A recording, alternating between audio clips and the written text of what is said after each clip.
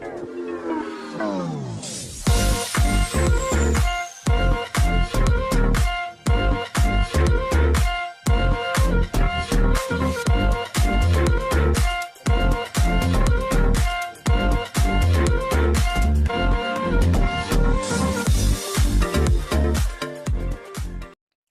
semua, salam sejahtera Malaysia. Selamat datang ke channel Fels Lifestyle. Info padu, info hangat disediakan di dalam channel ini. Tuan-tuan dan puan, saudara-saudara yang saya amat hormati sekalian, satu lagi pendedahan paling mengejutkan dari Azalina Othman. Pendedahan ini pasti merupakan satu kejutan kepada ramai pemimpin politik di Malaysia, disebabkan ini adalah berkaitan dengan kes berprofil tinggi. Akhirnya, Azalina Othman dalam satu pendedahan yang panas ini berkaitan dengan 16 kes berprofil tinggi digugurkan Peguam Negara. Sudah pasti menjadi tanda tanya ramai orang. Kenapa 16 kes berprofil tinggi ini digugurkan? Dan sejak bila digugurkan? Dan siapa yang terlibat dengan kes berprofil tinggi ini? Adakah berkaitan dengan kepimpinan politik di Malaysia? Nah, itu menjadi tanda tanya ramai rakyat Malaysia dan terutamanya kepada penonton-penonton ataupun viewers di dalam channel ini. Jadi menurut Anda pula, saudara-saudara yang menonton video ini, apa pula komen Anda setelah Azalina membuat kenyataan bahwa 16 kes berprofil tinggi digugurkan Peguam Negara? Sebanyak 16 kes berprofil tinggi digugurkan oleh Peguam Negara sejak tahun 2018 sehingga kini di bawah pasal 3 perkara 145 Perlembagaan Persekutuan.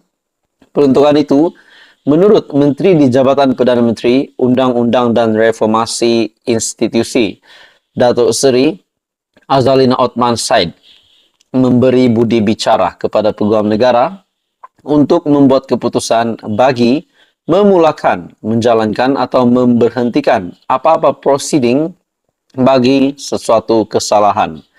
Beliau juga berkata, daripada 16 kes itu, Mahkamah memerintahkan 13 kes dilepas dan dibebaskan daripada pertuduhan dan 3 lagi kes dilepas tanpa dibebaskan di bawah Seksyen 254 dalam kurungan 3 Kanun Tata Cara Jenayah, discharge not amounting to an acquittal, DNAA.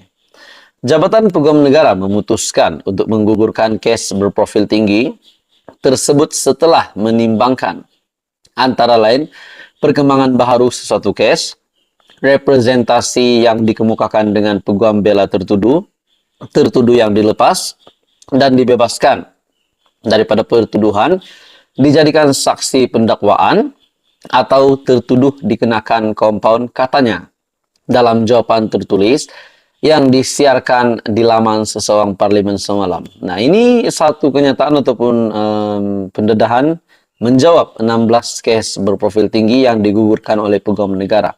Jadi mungkin ada juga yang menjangka, mungkin kes Najib yang digugurkan lah, mungkin kes Muhyiddin yang digugurkan lah, mungkin banyaklah kes pemimpin-pemimpin politik yang mungkin digugurkan. Namun pada akhirnya penjelasannya ini, yaitu 16 kes berprofil tinggi digugurkan. Dan ini adalah berkaitan dengan Datuk Seri Azalina Othman Said yang memberi budi bicara kepada Peguam Negara untuk membuat keputusan bagi memulakan, menjalankan atau memberhentikan apa-apa proceeding bagi sesuatu kesalahan. Jadi saudara-saudara, apa komen Anda? Teruskan bersama di dalam channel ini. Untuk info yang seterusnya, jangan lupa tekan butang like, share, dan subscribe.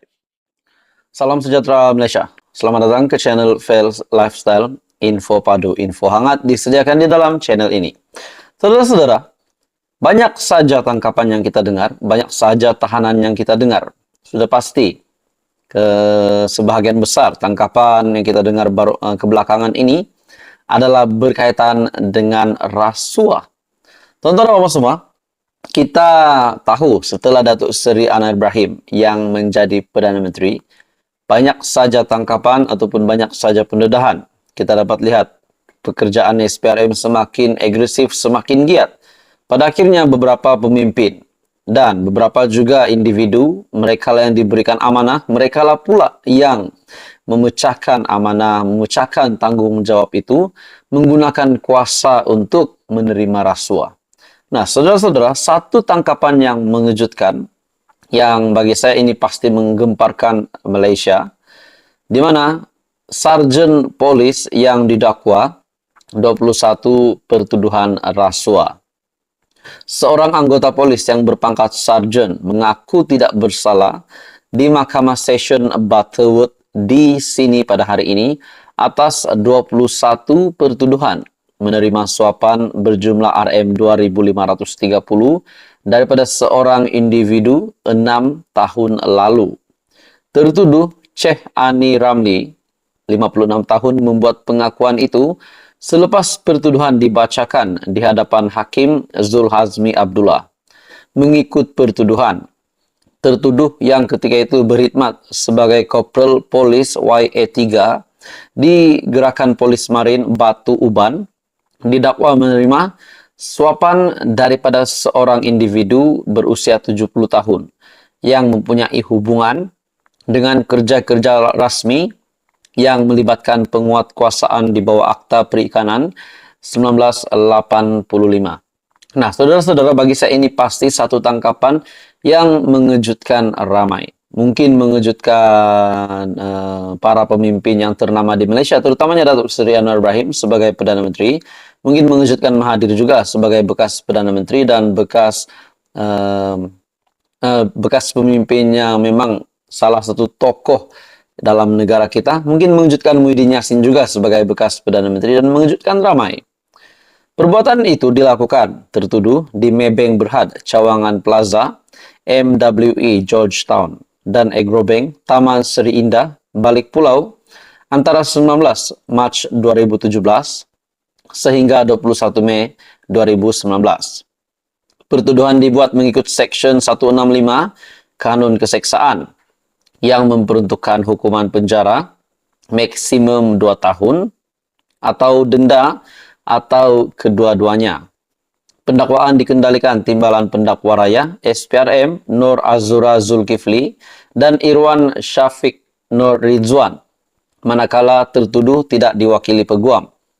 Sheikh Ani kemudiannya memohon mahkamah mengurangkan jaminan kerana masih menanggung isteri dan 3 daripada 4 anak yang masih bersekolah.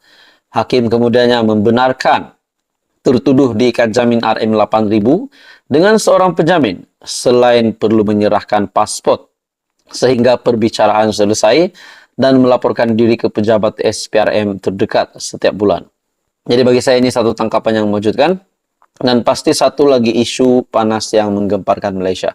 Jadi saudara-saudara, apa komen Anda berkaitan dengan tangkapan ataupun sarjen polis ini yang didakwa 21 pertuduhan rasuah?